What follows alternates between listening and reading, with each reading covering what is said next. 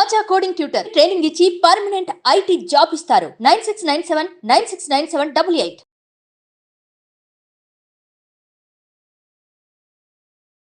లైఫ్లో మనకు తెలియకుండానే చిన్న చిన్న తప్పులు చేసేస్తూ ఉంటాము. అదే మనకి శాపంగా మారిపోతూ ఉంటుంది. దానివల్ల ఇంట్లో కానివ్వండి, బయట కానివ్వండి, ఫ్రెండ్స్ దగ్గర కానివ్వండి, ఆఫీస్లో అయితే ఎంప్లాయీస్ దగ్గర కానివ్వండి, బాస్ దగ్గర కానివ్వండి, తలెత్తుకొని తిరగలేరు కొంతమంది దాన్ని ఓవర్కమ్ అవుతారు. ఫర్ ఎగ్జాంపుల్ నేనే ఉన్నాను. చిన్న మిస్టేక్ జరిగింది కదా అని చెప్పేసి ప్రతి చోట అవమానాలు ఫేస్ చేసి ఉండి ఆగిపోయి ఉంటే మీరు వాళ్ళ కూర్చొని మాట్లాడేవాళ్ళం కాదు. అవును. అలా అని చెప్పేసి అందరూ అలా ఓవర్కమ్ అవ్వాలని లేదు. ఇవాళ నేను చెప్తున్నానండి, చిన్న ఇన్సిడెంట్స్, చాలా చిన్న ఇన్సిడెంట్స్, అది ఇంట్లో జరిగినవి, స్కూల్లో జరిగినవి, కాలేజీలో జరిగినవి, లేదా ఆఫీస్లో జరిగినవి, లేదా ఎక్కడన్నా చిన్న ప్లేసుల్లో తెలియకుండా జరిగినటువంటి ఒక ఇన్సిడెంట్ మనిషిని బలంగా పైకి రానివ్వకుండా చేస్తూ ఉంటుంది. ఒక చిన్న మిస్టేక్, ఆ మిస్టేక్ వల్ల సొసైటీ చూపుకి దూరంగా ఉండిపోతారు కొంతమంది. అంటే అది బేర్ చేయలేక కొంతమంది స్కూల్స్, కాలేజెస్, ఆఫీసు అలా అని కాకుండా బయట ఇంట్లో వాళ్ళ ముందు కూడా చులకనైపోతూ ఉంటారు.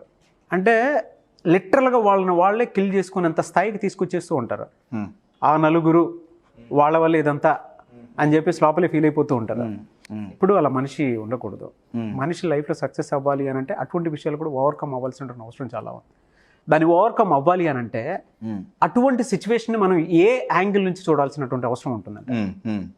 ఫెయిల్యూర్కి అతి గొప్ప ఆన్సర్ సక్సెస్ అండి. నేను ఒక ఎగ్జాంపుల్ చెప్తాను, రైట్? నేను ఒక మెటాఫరికల్ ఎగ్జాంపుల్ చెప్తాను మీరు అన్న దాంట్లో. ఓకే. ఏదో తప్పయింది, ఓకే? మన లైఫ్లో ఒక బ్లాక్ మార్క్ పడిపోయిందండి. బ్లాక్ మార్క్ పడుతుంది. ఇది పర్మనెంట్ మార్కర్ అండి. పర్మనెంట్ మార్కర్తో రాస్తే ఎరేజ్ చేయటం ఈజీ కాదు. ఇది మనం చేసిన తప్పు కావచ్చు, మన ఫెయిల్యూర్ కావచ్చు, లేదా మన క్యారెక్టర్ పాడైన ఒక అంశం కావచ్చు, ఒక ఇన్సిడెంట్ కావచ్చు. ఈ వైట్ బోర్డ్ అనేది మన లైఫ్లో బ్లాక్ మార్క్ పడిపోతుంది. Knowingly or unknowingly, consciously or unconsciously. నా దీన్ని మనం ఎంత ఎరేజ్ చెయ్యాలన్నా, ఎంత చేసినా, ఎంత ట్రై చేసినా అది ఎరేజ్ అవ్వదు. Permanent marker. ఇది permanent marker. Normal marker Kashyap ఎందుకు యూజ్ చేయవు? బికాజ్ చేసే తప్పులు అంత మన నెగిటివ్ ఇంప్రెషన్ అంత ఈజీగా ఎరేజ్ అవ్వదండి సొసైటీలో. Exactly negatives are 10 times powerful than positives అండి. మీరు 100 పాజిటివ్లు చేయండి, ఒక్క నెగిటివ్ చేసామా వెళ్ళిపోతుంది. ఇప్పుడు 2 లీటర్ల పాయసంలో ఒక విషపు చుక్క చాలు కదండి. అయితే మీరు అడిగిన క్వశ్చన్ ఏంటంటే, దీన్ని చూస్తూ ఇంతే ఉండాలా? దీన్ని మనం మార్చలేమా? సొసైటీలో మన ఒపీనియన్ ఎప్పుడూ ఇంతేనా? అందులో మనం ఎంత మంచి చేసినా దీన్నే పట్టుకొని జనాలు చూపిస్తుంటారు. అవును, ఇదే కనపడుతుంటుంది, లాగేస్తారు కిందకి. అబ్సల్యూట్లీ. అసలు ఇంకొక స్టెప్ ఎక్కుదాం అనుకున్నా కూడా ఆ స్పేస్ వేపర్ అసలు ఆ ఆలోచన కూడా కిల్ చేసేస్తాం. అవును, ఎప్పుడు ఇదే ఎత్తి చూపిస్తుంటారు బాగా. అయితే దీన్ని ఇప్పుడు ఎంత చేసినా ఇది ఎరేజ్ అవ్వట్లా. నేను ఇందాకన్నానే, ఫెయిల్యూర్కి సమాధానం సక్సెసే. మళ్ళీ ఇదే పర్మనెంట్ మార్కర్తో నేను ఈ మిస్టేక్ మీద నేను సక్సెస్తో కవర్ చేసి నేను ఎరేజ్ చేస్తే అది మొత్తం వెళ్ళిపోతుందండి. అర్థమవుతుందా? డిసపియర్ అయిందా? ఇంకొంచెం సేపు రుద్దితే అది కూడా పోతుంది. సేమ్ మార్కర్గా. అవును. నేను ఈ మార్కరు, ఈ సైన్స్ ఇవన్నీ పక్కన పెట్టండి. నా మీద పడ్డ మచ్చ, ఆ మచ్చ పోవాలి అంటే మళ్ళీ అది నా వల్లే సాధ్యం, నా యాటిట్యూడ్తోనే సాధ్యమవుతుంది. ఫెయిల్యూర్ని మర్చిపోయేటట్టు చేసేది, ఫెయిల్యూర్ వల్ల జరిగిన అవమానాలకి సమాధానం మన సక్సెస్ అండి. Very good example. ఇలా పాసిబులా? ఇలా ఏదో మార్కర్ ఎగ్జాంపుల్ నేను చూపించింది చూడటానికి చాలా సింపుల్గా ఉంది. రియల్ లైఫ్లో పాసిబులా? ఇలా జరిగినాయి అని మన మైండ్ గనక మనం ప్రూఫ్ చూపించగలిగితే మన మైండ్ నమ్ముతుందండి. నేను ఒక ఎగ్జాంపుల్ చెప్తా. ఇప్పుడు నేను చెప్పబోయే ట్రూ స్టోరీ. నేను చెప్పబోయే వ్యక్తి 7 ఏళ్ల వయసులో ఒక డ్రగ్ ఎడిక్ట్. కొకెయిన్ లాంటి మాదక ద్రవ్యాలకి ఎడిక్ట్ అయ్యాడు 7 ఏళ్ల వయసులో. 7 ఏళ్ళే అవ్వటానికి కారణం వాళ్ళ నాన్న ఒక డ్రగ్ ఎడిక్ట్. Okay, right? వాళ్ళ ఫ్యామిలీ ఫిల్మ్ ఇండస్ట్రీలో చాలా పెద్ద ఫ్యామిలీ. ఓకే, వాళ్ళ నాన్న డ్రగ్ ఎడిక్ట్. వాళ్ళ నాన్న తన కొడుకుతో బాండింగ్ ఏర్పరచుకోవటానికి తెలిసో తెలియకో, consciously or unconsciously, fortunately or unfortunately తన కొడుకుకి డ్రగ్స్ అలవాటు చేశాడు. ఏమవుతుంది? ఏం కాదు. ఎందుకంటే ఆ డ్రగ్స్ తీసుకున్నప్పుడల్లా హైలో ఇద్దరు కూర్చొని మంచిగా మాట్లాడుకునేవాళ్ళు. రైట్, ఎడిక్ట్ అయ్యాడు పిల్లగాడు. ఫ్యామిలీ ఫిల్మ్ ఇండస్ట్రీలో ఉన్న ఫ్యామిలీ. సో ఈ పిల్లగాడికి కూడా ఆటోమేటిక్గా మంచి ఛాన్సులు వచ్చినాయి, కొద్ది గొప్ప యాక్ట్ చేశాడు, టీనేజ్లోనే యాక్టర్ అయ్యాడు. కానీ ఈ 7 ఏళ్ల వయసులో ఉన్న addiction, that drug addiction is quiet dangerous అండి. రైట్, అది కొన్ని సంవత్సరాలకు ఎక్కువైపోయి ఆ పిల్లగాడు రెగ్యులర్గా డ్రగ్స్ తీసుకోవడం చాలా పబ్లిక్గా తెలిసింది. చాలాసార్లు అరెస్ట్ చేసి జైల్లో పెట్టారు. జైల్లోకి పోవటం, బయటికి రావటం, జైల్లోకి పోవటం, బయటికి రావటం. దీనివల్ల ఇందాక నేను అన్నట్టు కెరియర్ మీద బ్లాక్ మార్క్ పడిపోయింది. తన ఫ్యామిలీ ఇండస్ట్రీలో ఉన్నా కానీ తనకి ఇక ఛాన్సులు రావటం ఆగిపోయినాయి. తను చాలా గొప్ప యాక్టర్, నేను పేరు చెప్తే తెలిసిపోతుంది, అద్భుతమైన యాక్టర్ అయినా సరే, ఆయనకి టాలెంట్ ఉన్నా సరే, ఆయన ఇందాక మీరు అన్నారే ఎన్ని ఉన్నా సరే ఒకటి పట్టుకొని వెనక్కి లాగేస్తుంటారని. చాలా మంది అండి ఈ వీడియో చూసిన తర్వాత ఎంతమంది కనెక్ట్ అవుతారంటే, ఆ ఒక్క ఇన్సిడెంట్ వల్ల ఎప్పటికీ నాకు జీవితం లేకుండా పోయింది అనుకునేటువంటి చాలా మంది ఉన్నారు. అబ్సల్యూట్లీ. కింద కామెంట్ బాక్స్ లో ఎంతమంది పెడతారనంటే, నా కాలేజ్ డేస్లో ఇది జరిగింది బ్రో, నా స్కూల్ డేస్లో ఇది జరిగింది, మా ఇంట్లోనే ఇది జరిగింది, బయట ఒకళ్ళ వల్ల నాకు ఇలా జరిగింది, ఈ బ్లాక్ మార్క్ వల్ల. ఇవాళ మెన్ ఉమెన్ అని తేడా లేదండి. కొంతమందికి ఎంగేజ్లో ఈ సిచ్యువేషన్ క్రియేట్ అవుతుంది, కొంతమందికి కొంచెం అడల్ట్ ఏజ్లో ఉన్నప్పుడు, కొంచెం పెద్ద అయిన తర్వాత, లేదు కొంతమంది పెళ్ళి అయిన తర్వాత ఇటువంటి సిచ్యువేషన్, అక్కడ నుంచి లైఫ్ స్పాయిల్ అయిపోయింది. అటువంటి వాళ్ళు చాలా మంది కనెక్ట్ అవుతారు పాయింట్కి. డెఫినెట్లీ. అయితే అంత ఇదున్నా సరే ఆ వ్యక్తికి మళ్ళీ ఆపర్చునిటీస్ రాలా. ఎక్కడికి పోయినా ఇదే చూపించేవాళ్ళు. ఆ అబ్బాయి లోపల మదన పడ్డాడు. చిన్నతనంలో తెలిసా తెలియక అదంతా పక్కన పెడదాం. నేను అది ఆ అబ్బాయి తెలియక చేశాడు అని నేను సమర్థించను, తప్పే. అయితే ఆ అబ్బాయి ఎన్ని చేసినా మళ్ళీ ఫిల్మ్ ఇండస్ట్రీలో కానీ యాజ్ అ నార్మల్ పర్సనల్ లైఫ్లో కానీ ఆయన క్యారెక్టర్ మళ్ళీ బాగుపడలా.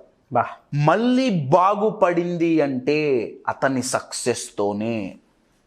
నేను మాట్లాడే పర్సన్ 1992లో చార్లీ చాప్లిన్ బయోపిక్ తీస్తే ఆయన లీడ్ రోల్ చేశారండి. ఆయన్ని చూస్తే రియల్గా చార్లీ చాప్లిన్ని చూసినట్టే ఉంది, అంత గొప్ప యాక్టర్. అటువంటి యాక్టర్, అటువంటి హీరో ఒక బ్లాక్ మార్క్ వల్ల జైల్లో గడపాల్సి వచ్చింది, సొసైటీలో గుర్తింపు లేకుండా పోయింది. కానీ ఇప్పుడు ఆయన ఒక సినిమా తీస్తే దగ్గర $75 million అండి. He is 2 times golden globe award winner. ఎవరి పేరు చెబితే ఈరోజు హాలీవుడ్లో డైరెక్టర్స్ వెయిట్ చేస్తారో, ఎవరి పేరు వింటే మార్వెల్ సిరీస్ అనగానే ఫస్ట్ గుర్తొచ్చే పేరు, ఐరన్ మ్యాన్ క్యారెక్టర్ని ఒక రేంజ్కు తీసుకోపోయిన వ్యక్తి టోనీ స్టార్క్ అనే నేమ్తో, క్యారెక్టర్ నేమ్తో ఐరన్ మ్యాన్లో చేశారు. One of the highest paid actors today in the world, Robert junior. ఒకప్పుడు డ్రగ్ ఎడిక్ట్, ఇప్పుడు హాలీవుడ్ ఇండస్ట్రీలోనే సంచలనం అండి. ఆయన సక్సెస్, ఇప్పుడు ఓన్లీ ఆయన సక్సెస్ గురించి మాట్లాడుకుంటున్నారు తప్ప ఆయన ప్రీవియస్ చేసిన ఇవన్నీ పోయినాయి. అఫ్ కోర్స్ ఆయన మారాడండి, ఇప్పుడు కూర్చొని మళ్ళీ డ్రగ్స్ తీసుకోవట్లా, అది గమనించాలి. ఇన్ షార్ట్ ఒక సెంటెన్స్లో చెప్పాలి, మీరు అడిగిన దానికి క్వశ్చన్కి ఆన్సర్ చేయాలి అంటే, మన తప్పులు, మన ఫెయిల్యూర్స్, వాటన్నిటినీ తుడి చేయగల శక్తి మన సక్సెస్కు ఉంది.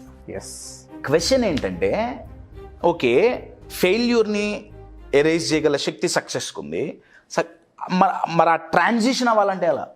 మీరు అడిగింది అదే కదా, ప్రాసెస్ ఏంటి? ఇమోషనల్గా, మెంటల్గా, సైకలాజికల్గా లోపల ఏ థాట్ ప్యాటర్న్ నడవాలి. అది నడవాలి అంటే అండి, సేమ్ ఎగ్జాంపుల్ తీసుకుందాం. టోనీ స్టార్క్, రాబర్ట్ జూనియర్, ఆయన డ్రగ్స్కి ఎడిక్ట్ అయ్యాడని చెప్పాం కదా, రైట్? ఇటు నుంచి ఈ ఫెయిల్యూర్ స్టేజ్ నుంచి సక్సెస్కి రాకుండా మనల్ని ఆపే ఒక ఇమోషనల్ డ్రగ్ ఉందండి. DRUG drug. ఇది ఆ డ్రగ్ కంటే కొకైన్, హెరాయిన్ కంటే డేంజరస్ డ్రగ్ అండి. ఏంటి సార్ అదే? నా దృష్టిలో 95% మంది ఈ డ్రగ్ ఎడిక్ట్సే. DRUG కదా, డ్రగ్ స్పెల్లింగ్ అదేగా. అవును. D ఫర్ డౌట్ అండి, సెల్ఫ్ డౌట్. వెరీ పవర్ఫుల్ అండి. దానంత పవర్ఫుల్ ఇది. కశ్యప్, ఆ డ్రగ్స్ తీసుకుంటే కిక్ వస్తుంది కదా, మరి డౌట్, మనల్ని మనం డౌట్ చేసుకుంటే మనకు కిక్ వస్తుందా? యాక్చువల్గా వస్తుందండి. 360 degrees లో వస్తుంది. మొత్తం తిరుగుతుంది. మామూలు కాదు. సెల్ఫ్ డౌట్ అండి. నేను చాలా వీడియోల్లో చెప్పా, డౌట్ అనే స్పెల్లింగ్లో DOUBT OUT అని ఉంది, out. Doubt means your out అండి. మనల్ని సక్సెస్ కాకుండా ఆపే అతి డేంజరస్ డ్రగ్ ఏమన్నా ఉందంటే self doubt. Number 1. Number 2, R. అయ్యో నేను తప్పు చేసి ఫెయిల్ అయ్యానే, నా క్యారెక్టర్ పాడైందే, నా పేరు పోయిందే, నా పరువు పోయిందే, నాకు వచ్చిన ఆపర్చునిటీ పోయింది, నాకు లాస్ అయింది అన్న రిగ్రెట్ అండి. Regret. D for doubt, R for regret. ఎవరైతే వాళ్ళ పాస్ట్ని చూసి ఇలా అయ్యింది అని రిగ్రెట్ అవుతుంటారో ఫ్యూచర్ ఎప్పటికీ మారదు. ఎందుకు మారదు అంటే వాళ్ళు బతుకుతుంది పాస్ట్లో. ఎస్. మార్నింగ్ లేచినప్పటి నుంచి నైట్ పడుకునేంత వరకు రిగ్రెట్. అయ్యో ఇలా జరగకుండా ఉంటే బాగుండేదే, అయ్యో నేను ఇలా చేయకుండా ఉంటే బాగుండేదే, అయ్యో ఇలా.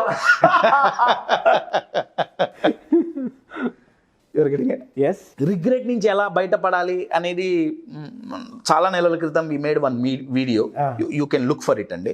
So D for doubt, R for regret. ఈ రెండు ఎప్పుడైతే కలుస్తాయో ఒక ఫీలింగ్ లోపల వస్తుందండి. ఆ ఫీలింగ్ ఏంటంటే ఫీలింగ్ ఆఫ్ అన్లక్కీ. ఎగ్జాక్ట్లీ. నాకు అదృష్టం లేదు, నాకు లక్ లేదు, నాకు ఛాన్సులు దొరకవు, ఎవరు ఆపర్చునిటీ ఇవ్వరు, నేను ఏది చేసిన యువర్ గెటింగ్ ఇట్.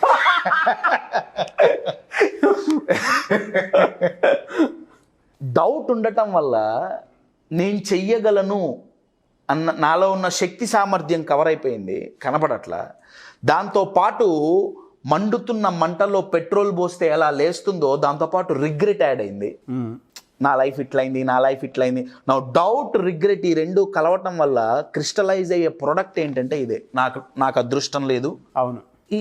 ఇలా అయినప్పుడు ఏమవుతుందంటే మనం మనస్థితిని బాగు చేసుకోకుండా ఇంకేదో బ్లేమ్ చేస్తాం. నా కర్మ అంతే, నా కర్మ, నా రాత అంతవరకు రాసి పెట్టుంది, అంతే ఇంతే రాత. బాగులేని నా మనస్థితి అండి, గ్రహస్థితి కాదు. పరిస్థితి అసలే కాదు.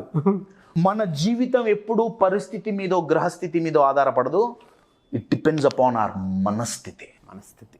So drug, D for doubt, R for regret, ఈ రెండు కలిసినప్పుడు వచ్చే అతి dangerous feeling I'm unlucky. Yes. ఈ మూడు ఎప్పుడైతే కలుస్తాయో G ఫర్ గిల్ట్ అండి.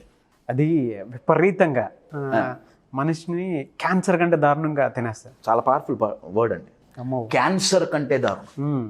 గిల్ట్ నుంచి బయటపడాలని చాలా కష్టం. అవునండి. ప్రీవియస్ వీడియో నేను చేసింది ఒకటి ఉంది, అవును, హ్యూజ్ రెస్పాన్స్. దానికి కుదిరితే Part 2 చేద్దాం. మీరు అన్కాన్షియస్గా ఒకటి అన్నారు, గిల్ట్ క్యాన్సర్ కంటే డేంజరస్ అని. అవును. క్యాన్సర్లో మందు క్యాన్సర్ సెల్ని కిల్ చేసే కెపాసిటీ మెడిసిన్కి ఉన్న వచ్చే ప్రాబ్లం ఏంటంటే మెడిసిన్ క్యాన్సర్ సెల్ని హెల్దీ సెల్ని డిస్టింగ్విష్ చేయలేదు. సో క్యాన్సర్ సెల్ని ఎంతైతే చంపుతుందో హెల్దీ సెల్స్ని కూడా అంతే చంపేస్తుంది మెడిసిన్. క్యాన్సర్ ట్రీట్మెంట్లో అదే పెద్ద ఛాలెంజ్ నాకు తెలిసినంత వరకు. నేను ఎగ్జాంపుల్ చెప్పడానికి కారణం ఏంటంటే ఎవరైతే గిల్ట్లోకి వెళ్తారో వాళ్ళ దగ్గర మంచి గుణాలున్నా వాటి మీద ఫోకస్ పోదు, అవి కూడా స్లోగా వ్యానిష్ అయిపోతుంటాయి. ఎందుకంటే ఆ గిల్ట్ అనేది ఒక కనపడని బరువు, అది చాలా ఉంటుందండి. దీనన్నిటికీ కారణం ఏంటంటే ఫస్ట్ 3 ఫస్ట్ నా మీద నేను ఫెయిల్ అయ్యేటప్పటికి నా మీద నాకు డౌట్ వచ్చింది, నెంబర్ 1. నెంబర్ 2, అయ్యో ఇలా చేయకుండా ఉంటే బాగుండే అనే రిగ్రెట్ వచ్చింది. ఈ రెండు కలవటం వల్ల నాకు లక్ లేదు, నేను ప్రయత్నించట్లా ఇప్పుడు. అవును, నేను ఇచ్చే రీజన్ ఏంటయ్యా అంటే నాకు లక్ లేదు, నా కర్మ, నాకు అది కలిసి రాదు, ఇది కలిసి రాదు, అది కలిసి రాదు. You're getting my point. ఈ 3 కలవటం వల్ల గిల్ట్ వచ్చింది.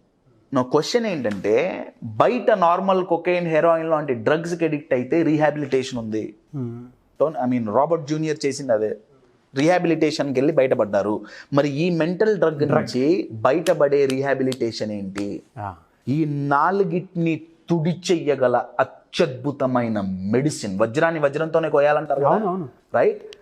ఈ 4 పోవాలంటే ఈ 4గిటిని ఒకేసారి కొట్టేగల అత్యద్భుతమైన మెడిసిన్, దాని పేరు బిలీఫ్ అండి. బిలీఫ్. ఎవరిలో అయితే బిలీఫ్ రీఇగ్నైట్ అవుతుందో స్లోగా డౌట్ పోతుంది. వన్స్ డౌట్ అనేది పోవటం మొదలయ్యిందో తనలో ఉన్న ఎబిలిటీస్ తనకు కనపడతాయి. అప్పుడు నేను తప్పు చేశా అన్న రిగ్రెట్ ఉండదు. ఓకే, అయింది, ఏది అయిపోయింది, వాట్ నెక్స్ట్? ప్రయత్నం మొదలవుతుంది. ఎప్పుడైతే ప్రయత్నం మొదలవుతుందో, ఇప్పుడు బిలీఫ్తో చేస్తున్నాడు కాబట్టి వచ్చే రిజల్ట్ చాలా వేరు ఉంటుందండి. You're getting it? అప్పుడు ఆబ్వియస్గా నాకు లక్ లేదు అనే ఫీలింగ్ ఉండదు. You're getting it? ఈ లక్ అనేది క్రికెట్ మ్యాచ్లో పిచ్ లాంటిదండి. క్రికెట్ మ్యాచ్లో పిచ్ లాంటిది. పిచ్ బ్యాట్స్మెన్ కి సపోర్ట్ చేస్తుందని బౌలర్ బౌలింగ్ వేయకుండా ఉంటాడా? లేదు, పిచ్ బౌలింగ్ కి సపోర్ట్ చేస్తుందని బ్యాటింగ్ ఆపేశారా? కుదరదుగా. పిచ్ ఎట్లున్నా సరే ఆడాల్సిందే. ఎందుకంటే మీ చేతిలో లేదు, అంతే.